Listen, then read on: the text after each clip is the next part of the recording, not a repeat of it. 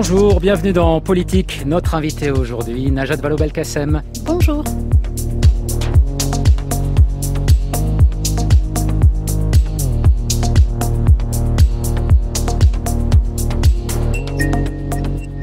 Bonjour Najat Vallaud-Belkacem, et vous m'avez déjà dit bonjour, ancienne ministre de l'Éducation nationale, de l'enseignement supérieur et de la recherche, auparavant également ministre des droits des femmes, tout ça sous le quinquennat de François Hollande. Vous dirigez désormais la branche française de l'ONG One, une ONG qui travaille sur les questions de santé et de pauvreté. Et vous venez de publier aux éditions Librio, Objectif 2030, un monde sans extrême pauvreté. Il s'agit d'une épidémie mondiale et ça ne sert à rien qu'un pays soit en avance. Nous devons avancer ensemble. Tels sont les mots prononcés hier par le Premier ministre britannique Boris Johnson en ouverture du sommet du G7. Le club des pays les plus riches de la planète a annoncé une aide de 6,2 milliards d'euros pour la vaccination contre le Covid-19. Cet effort de solidarité internationale marque-t-il un tournant ? Le constat, en tout cas, est là. Éradiquer le virus dans un seul pays ne sert à rien s'il n'est pas combattu partout. Et c'est en raison de ce nouvel état d'urgence global que la France s'apprête à revoir sa politique d'aide au développement des pays les plus pauvres. Le ministre des Affaires étrangères, Jean-Yves Le Drian, a présenté cette semaine à l'Assemblée nationale un projet de loi sur le sujet. Il vise notamment à porter l'aide publique française à 0,55% de la richesse nationale d'ici la fin du quinquennat, au lieu des 0,43% actuels. Le Quai d'Orsay dit aussi vouloir aller plus loin en associant davantage les pays bénéficiaires, mais aussi des acteurs non étatiques tels que les ONG ou les grandes fondations. Dès lors, l'aide publique au développement peut-elle préfigurer une nouvelle forme de gouvernance mondiale ? Et bien voilà de ce dont nous allons discuter pendant la prochaine demi-heure en votre compagnie, Najat Vallaud-Belkacem. Première question en lien avec vos fonctions qui sont assez récentes. Ça fait 1 an, je crois, que vous dirigez cette branche française de l'ONG One. Est-ce que pour vous, c'est une autre façon de faire de la politique ?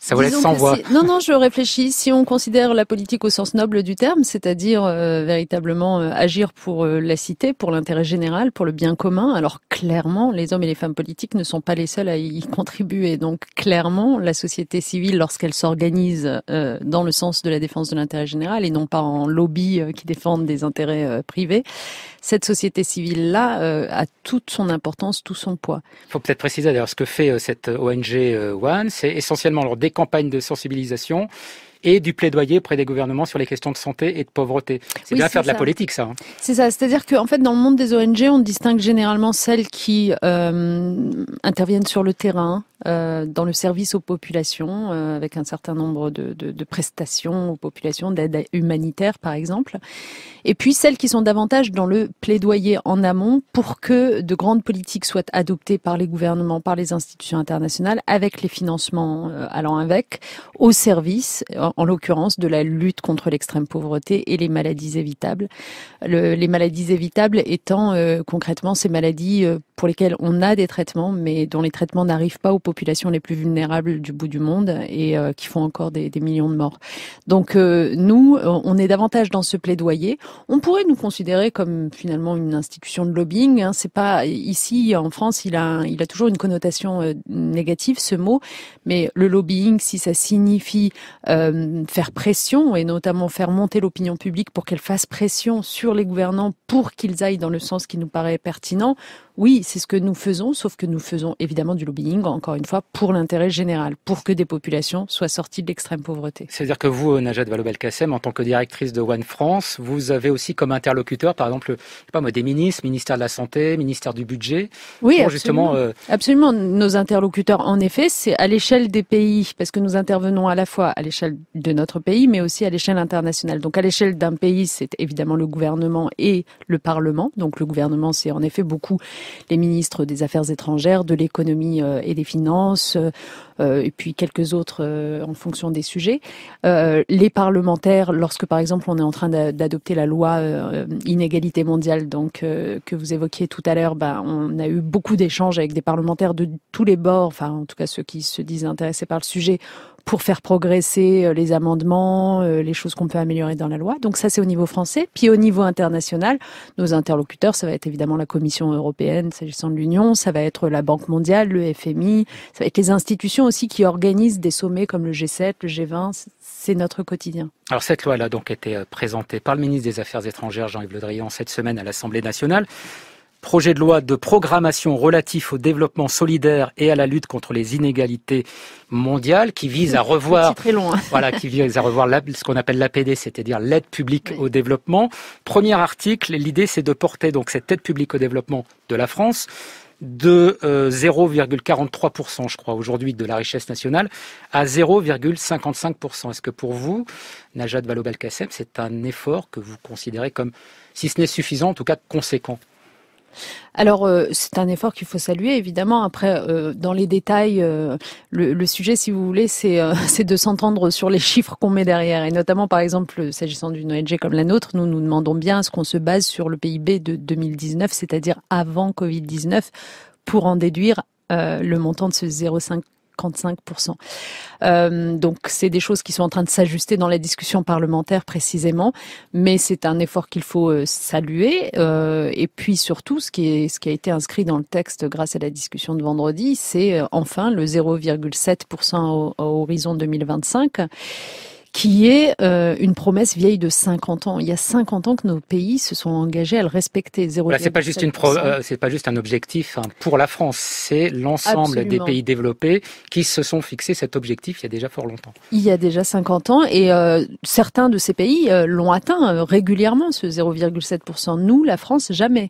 Et donc maintenant, notamment à l'aune de la crise Covid et des besoins absolument monstrueux qui se font jour aujourd'hui en termes de solidarité internationale, il faut le respecter. Alors le problème, c'est que la façon dont ça a été écrit dans le texte, on en est à la fois satisfait et en même temps, en fait, la formule exacte, c'est nous allons nous efforcer de respecter le 0,7% en 2025. Donc évidemment, c'est pas très engageant comme formule. Fort heureusement, le texte prévoit une clause de revoyure en 2022 qui permettra peut-être d'être un peu plus ferme. Mais vraiment, il faut y aller. Vous disiez, Najat Vallaud-Belkacem, tout dépend aussi de ce qu'on met derrière les chiffres. Ce que vous expliquez bien dans votre livre Objectif 2030, c'est que même un 0,55% ou un 0,7%, tout dépend aussi comment l'aide est distribuée. Il y a une partie de cette aide publique au développement, ça, moi j'ai découvert ça en lisant votre livre, qui est comptabilisée alors qu'elle est ciblée vers des programmes qui sont nationaux. Par exemple, l'accueil des réfugiés. Sur le sol national, ça peut faire partie de l'aide publique au développement. Et puis il y a aussi des prêts qui ne sont pas des dons, c'est-à-dire avec l'idée qu'ils soient remboursés, qui font aussi partie de cette aide. Donc là, il y a aussi tout un travail un peu de clarification. Oui. De décryptage et de clarification, parce que en fait, si on considère que l'objectif ultime et absolument majeur de l'aide publique au développement, de la solidarité internationale, c'est de sortir de la pauvreté, de l'extrême pauvreté des populations qui y vivent aujourd'hui avec 1,70 € par jour, si on considère que c'est ça l'objectif ultime, alors il faut mettre tous les moyens de l'aide publique au développement vers ça. Or, c'est pas ce que nous faisons aujourd'hui. Si nous prenons ce que fait la France, près de 20% de cette aide publique au développement, en réalité, sert à financer, comme vous venez de le dire, soit l'accueil des réfugiés sur notre territoire, soit les frais de santé des demandeurs d'asile sur notre territoire, soit des choses comme les bourses, les frais de scolarité des étudiants étrangers sur notre territoire. Enfin, je veux dire, tout ça est légitime à être financé, mais sur d'autres lignes. Et puis, deuxièmement, cette histoire de prêt plutôt que de don, qu'est-ce que ça signifie et en quoi c'est problématique? C'est que là encore, si l'objectif ultime c'est de sortir de l'extrême pauvreté, ça veut dire qu'il faut vraiment prioriser les pays les moins avancés du monde. Où cette extrême pauvreté est. Or, les pays les moins avancés du monde, par définition, c'est ceux qui ont le moins les institutions financières, le système pour absorber des prêts et pouvoir les rembourser. Donc, il vaut mieux donner beaucoup en dons et peu en prêts. Or, on est en train de prendre un chemin contraire. Alors, cette idée, justement, de cibler les pays qui en ont le plus besoin, c'est, semble-t-il, l'orientation qui est celle de la France aujourd'hui. Jean-Yves Le Drian, ministre des Affaires étrangères, donc était l'invité avant-hier sur France Inter. Il a expliqué donc la volonté de la France était qu'il y ait davantage de dons, ciblés sur 19 pays, dont 18 pays africains. Et il a expliqué un petit peu la philosophie de son projet de loi. J'ai dit que c'était une question de solidarité, j'ai dit que c'était une question d'efficacité, et c'est un enjeu d'influence, parce qu'il y a sur le développement vraiment une guerre des modèles. Vous avez certains pays qui disent je vais vous construire une ligne de chemin de fer, je vais vous la construire moi-même avec mes propres effectifs et puis vous allez l'exploiter après, mais il faudra me la payer. et il faudra me la payer parce que je vous ai fait un prêt. Mais si vous ne pouvez plus payer, à ce moment-là, nous allons l'exploiter moi-même. Ce qui veut dire qu'il y a de la redevabilité de la part de ces pays qui font du développement un outil de prédation. Nous ne sommes pas dans cette logique-là. Nous sommes dans la logique du respect des souverainetés et du partenariat avec les pays tiers.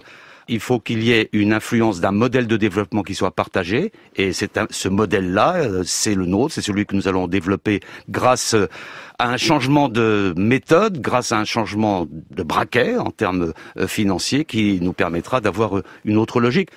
Najat Vallaud-Belkacem, directrice de l'ONG One France, Jean-Yves Le Drian parle de guerre des modèles, de logique prédatrice. Est-ce que ça, c'est quelque chose que vous constatez aujourd'hui dans les politiques publiques d'aide au développement ? Ah, c'est une chose dont il faut se méfier, en effet, oui, je pense que Jean-Yves Le Drian a raison dans son propos. C'est-à-dire que il faut s'en méfier et donc du coup nous être exemplaires. Or le sujet c'est que la France n'a pas toujours été exemplaire sur ces questions-là. Je vous en donne un exemple dont je parle dans le livre, c'est que il nous est quand même souvent arrivé de faire ce qu'on appelle de l'aide liée, c'est-à-dire de dire à un pays en développement OK, on va vous aider, mais par contre pour construire le pont en question, il faudrait que ce soit notre entreprise qui le fasse. Or cette aide liée, il est admis aujourd'hui que généralement elle fait augmenter les prix de la construction de 15-20%. Donc en fait les projets en question que soi-disant vous avez aidé au bénéfice du pays, en fait, l'aide beaucoup moins que ce que vous auriez pu faire. Et en même temps, est-ce que c'est pas normal qu'il y ait des conditions qui soient émises par rapport à l'aide qui est proposée aux dons ?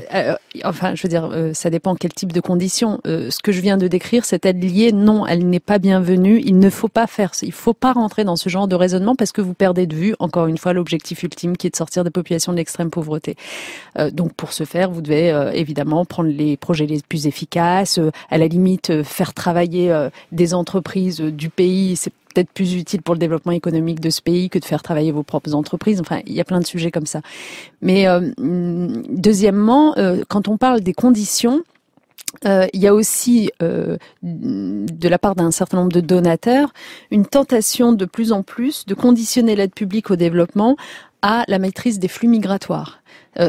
Sur laquelle on attire vraiment l'attention, nous, dans notre ONG, parce qu'on a vu, par exemple, au Conseil européen, au Parlement européen récemment, une tentative comme ça, un rapport d'initiative qui a été présenté par un député, un parlementaire européen PPE, et sur lequel la France semble avoir donné consigne à ses parlementaires de soutenir. Or, que disait ce rapport d'initiative ? Il disait, désormais, l'aide publique au développement de l'Union européenne devra être conditionnée au fait que les pays bénéficiaires retiennent leur population d'émigrer vers chez nous. Or, vous dites le contraire, justement, dans le livre. C'est-à-dire que c'est la politique d'aide au développement, elle peut aussi contribuer à permettre aux gens de migrer. Mais sauf que ça, politiquement, vous le savez, c'est extrêmement compliqué à faire entendre. Mais oui, mais alors déjà, il faut expliquer, là encore, de la clarification et de la pédagogie. Premièrement, lorsque vous mettez les pays bénéficiaires de votre aide publique au développement dans cette situation intenable, de leur dire, OK, vous avez l'aide, mais si vous retenez votre population, qu'est-ce qui se passe ? On le sait très bien, on l'a vu 1000 fois. C'est des atteintes aux libertés publiques, aux droits, à la dignité des individus, puisque la façon dont on va les retenir de migrer, généralement, elle se fait pas de façon policée. Et puis, deuxièmement, c'est oublier complètement que même le phénomène des migrations peut contribuer en réalité à sortir de l'ornière un pays en développement et un pays moins avancé, dans le sens où les migrants, une fois qu'ils s'installent dans des sociétés où ils peuvent enfin trouver un travail, avoir un revenu et donc envoyer des transferts de fonds à leur famille, ils participent d'ailleurs beaucoup plus considérablement que l'aide publique au développement de leur pays d'origine. Donc en fait, c'est ne pas comprendre aussi de quoi est fait finalement ce développement. Donc pour revenir aux propos de Jean-Yves Le Drian, je pense qu'il faudrait que la France soit absolument exemplaire sur ces sujets-là pour justement rivaliser avec d'autres donateurs et d'autres puissances pour lesquels on peut avoir parfois des doutes sur, on va dire, le seul altruisme qui guide leur aide. Et pour que la France soit absolument exemplaire, eh bien, encore une fois, il faut en finir avec ces pratiques d'aide liée et ces conditionnalités qui n'ont rien à faire là. En revanche, il y a une conditionnalité qui est légitime, évidemment, c'est quand vous dites à un pays, OK, on vous aide, mais par contre, on va aussi vous aider à renforcer votre système, vos institutions, pour qu'il y ait une justice qui fonctionne, pour qu'il n'y ait pas de corruption. Ça, évidemment que c'est une conditionnalité légitime. Et sans doute aussi pour que les investissements qui sont réalisés soient conformes aux objectifs de développement durable. 17 Absolument. Objectifs pour 2030, réduction voire éradication de la pauvreté, mais aussi tout un tas d'objectifs qui sont liés à des considérations écologiques. J'ai l'impression, en entendant Jean-Yves Le Drian, puis aussi dans vos propos, Najat Vallaud-Belkacem, que l'aide publique au développement, elle est aussi pensée en termes de compétition entre les différents pays. Est-ce que ça veut dire qu'aujourd'hui, il n'y a pas, par exemple, une coordination internationale des différentes politiques publiques d'aide au développement ou, je sais pas, une institution qui pourrait justement essayer de coordonner au maximum ces aides? Parce que dans certains pays, on doit retrouver finalement peut-être de la concurrence, ce qui n'est pas forcément le but recherché.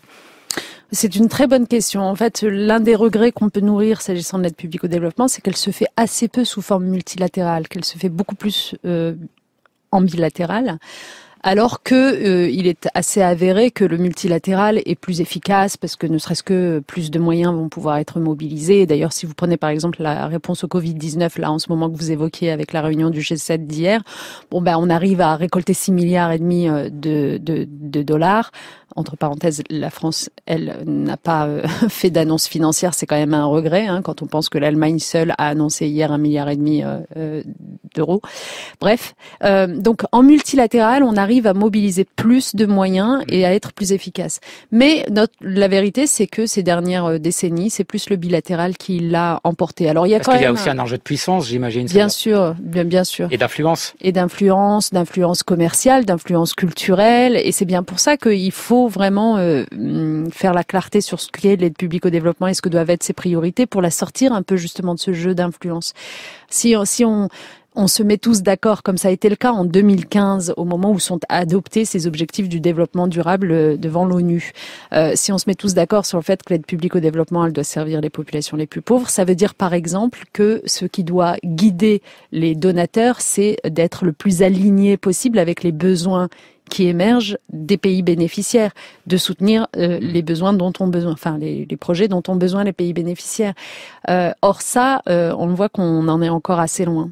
Mais quelle pourrait être, par exemple, l'instance? Je ne sais pas s'il y a une instance qui existe ou qui devrait être créée pour... Il y a un lieu donc au sein de l'OCDE en fait qui travaille, donc un conseil qui travaille sur cette question de l'aide au développement, qui d'ailleurs finalement en précise la définition de l'aide publique au développement. Donc c'est le lieu où on dit justement telle dépense ne devrait pas rentrer, etc.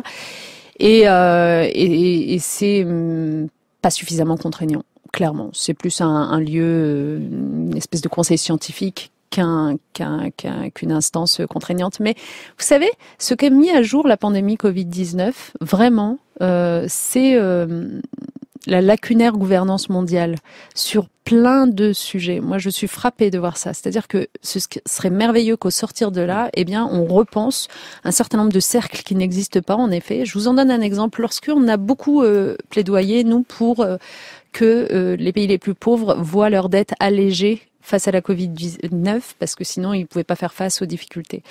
On a finalement des pays, et notamment la France, là il faut la saluer, qui ont été allants sur le sujet, qui ont décidé au sein du G20 de suspendre, voire d'annuler certaines dettes.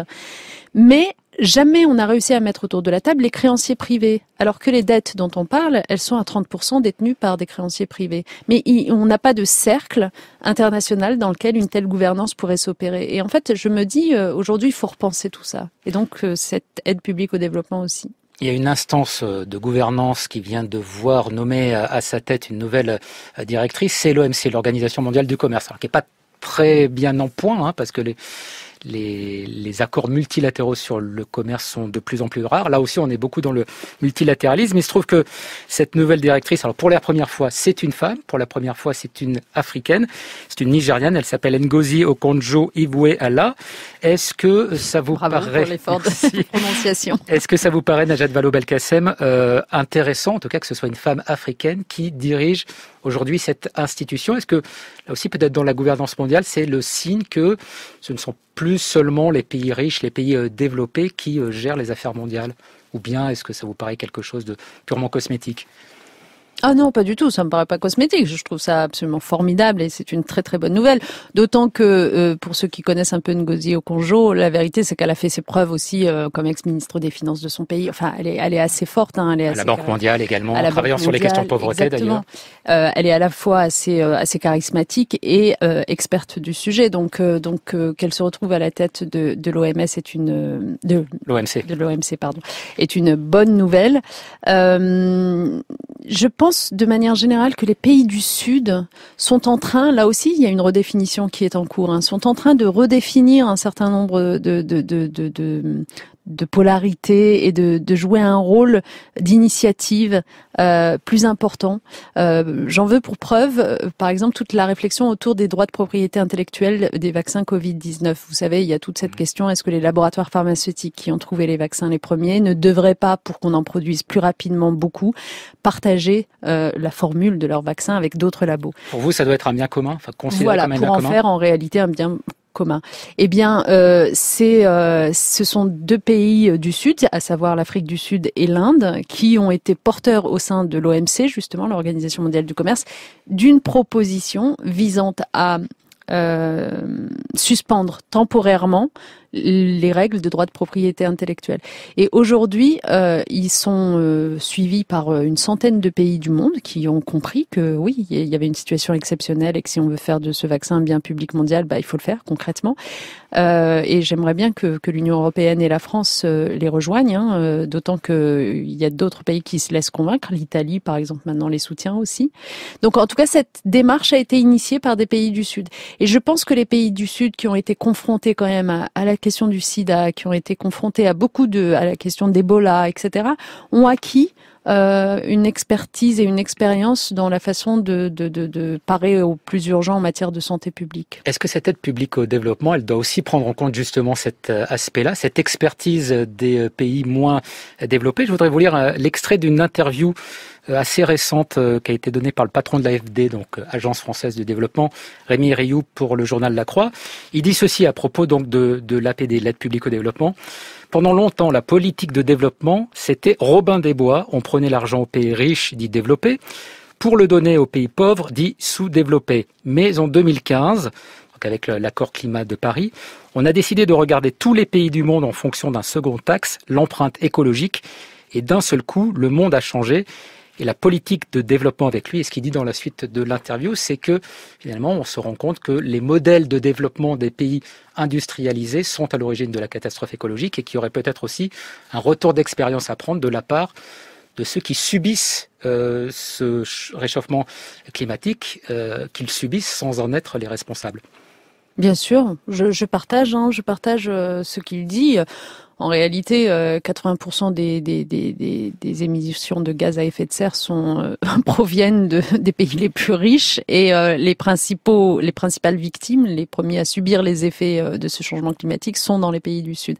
Est-ce que ça remet pas en cause alors justement l'équilibre ou le déséquilibre de l'aide publique au développement, c'est-à-dire en gros des pays riches qui donnent de l'argent et donnent des directives, on va dire, aux pays les plus pauvres? Est-ce que ça ne demande pas un rééquilibrage, ça, justement, cette question écologique? Mais précisément, il ne faut pas que les pays donateurs donnent des directives aux pays bénéficiaires de l'aide publique au développement. C'est tout le sujet de l'alignement que j'évoquais tout à l'heure, qui est quelque chose, une règle de fonctionnement qu'on doit respecter. C'est-à-dire qu'on est là pour correspondre aux besoins au moment où on est le pays bénéficiaire, c'est-à-dire généralement c'est commencer par renforcer son système de santé, d'éducation, vous voyez, plutôt que d'aller construire des choses qui sont sans rapport avec ses besoins.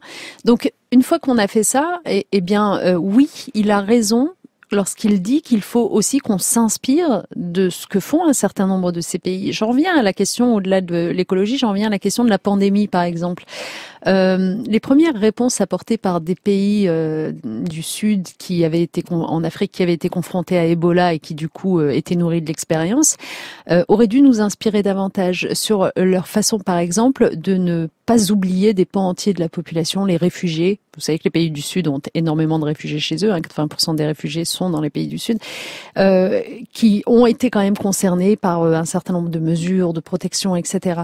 Les gens à la rue, enfin, nous avons aussi des choses à apprendre. Alors on voit qu'à travers cette discussion, notamment à quel point les États ne sont pas suffisants, en tout cas eux seuls, pour traiter ces questions, notamment sur les questions de santé que vous évoquiez, Najat Vallaud-Belkacem. Il y a aussi les ONG, il y a les fondations. Alors est-ce qu'elles sont plus à même que les États de s'attaquer à ces inégalités? Tout le monde n'en est peut-être pas convaincu, en jugé par une certaine méfiance qui s'exprime au sujet de certaines d'entre elles. Méfiance qui tourne parfois au conspirationnisme, et c'est le thème de votre chronique cette semaine, Antoine Dulster. Oui, Hervé, pour être précis, il faut peut-être nommer quelques-unes de ces grandes organisations qui suscitent ce type de commentaires et de théories. La première, c'est la fondation Bill et Melinda Gates, qui est très impliquée dans des domaines divers comme l'égalité des sexes, la lutte contre l'extrême pauvreté, l'accès à l'éducation et surtout le financement des politiques de santé. Et de fait, Bill Gates a démontré depuis des années une connaissance assez pointue de ces enjeux. En 2015 déjà, il prévenait « Nous ne sommes pas prêts pour la prochaine pandémie ». Et depuis le début de la crise sanitaire, ces interventions ont été très relayées, y compris sur le registre de la déformation et du complotisme. Derrière ces publications souvent caricaturales, ce que l'on retient, c'est le pouvoir énorme qui est prêté à Bill Gates. Et cet élément-là repose bien sur une réalité, notamment sur le plan financier. La fondation du milliardaire est le deuxième contributeur du budget de l'OMS. En mai dernier, dans le journal Le Monde, Sylvie Kaufmann écrivait que la puissance de la fondation Bill Gates est, en creux, un révélateur des carences des États et de l'affaiblissement de la gouvernance mondiale. Politiques et diplomates, poursuivaient les journalistes, s'inquiètent du modèle produit par cette fondation privée, devenue indispensable dans l'aide au développement, capable de remplacer plusieurs ministères de la Santé sans avoir à se soumettre au contrôle d'un Parlement. Et cette analyse amène à évoquer une autre fondation philanthropique, le réseau d'ONG Open Society, du milliardaire américain George Soros. Un réseau présent partout dans le monde et très impliqué dans la défense de la démocratie, de l'état de droit, des minorités. Ce qui fait de Soros un ennemi tout désigné des gouvernements populistes du globe. Écoutez par exemple cet échange d'amabilité entre le Premier ministre hongrois, Viktor Orban, et le milliardaire il y a quelques années, en 2017. Vous n'êtes pas sans savoir que de très gros prédateurs nagent ici, dans nos propres eaux. Il s'agit de l'empire transnational de George Soros avec toute son artillerie lourde et ses énormes réserves d'argent.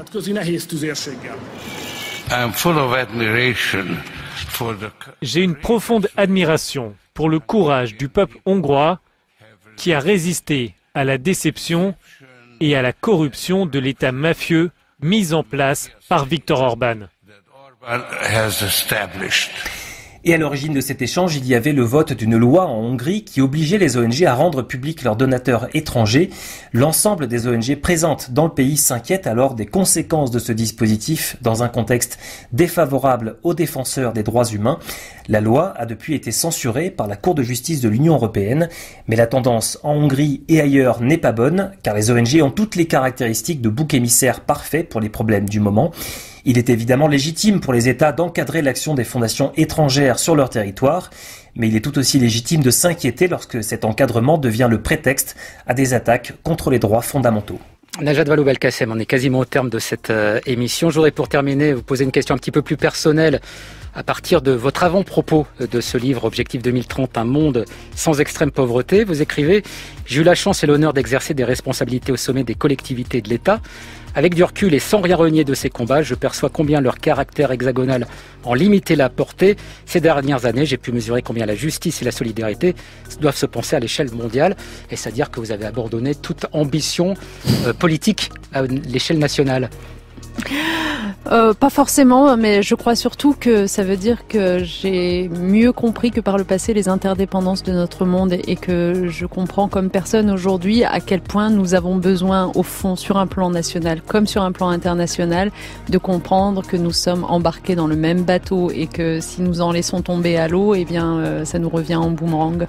Eh bien, merci beaucoup Najat Vallaud-Belkacem d'avoir été notre invitée cette semaine. Politique, c'est une émission préparée par Antoine Dulster, réalisée par François Connac, avec à la prise de son Sylvain Latu.